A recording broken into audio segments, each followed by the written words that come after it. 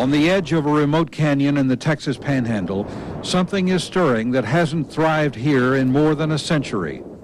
A small group of wild bison, all that's left of a herd that once thronged these plains, has been gathered in an attempt to rekindle Texas history and the West that was. These are what you'd call pure wild animal.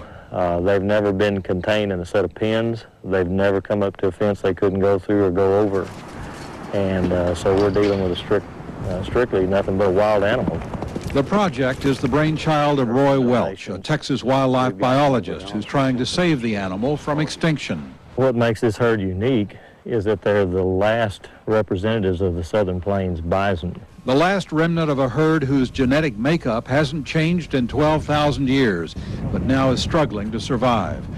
So Texas Parks Rangers have tracked them down, subdued them with powerful tranquilizers, and tested their DNA.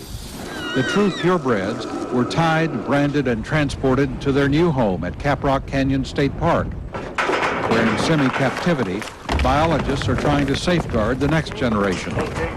The hope is this small herd of just over 24 bison will eventually grow and multiply, but it can never match the multitudes of animals which, over a century ago, outnumbered the people on this plain 1,000,000 to 1.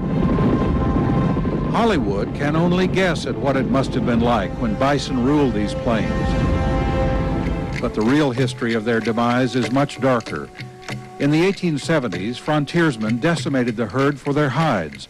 The slaughter got official approval because it ended the food supply of Native Americans. They said we must destroy the buffalo so that we can control the Indians. And by 1876, the buffalo was gone and the Indian was crippled.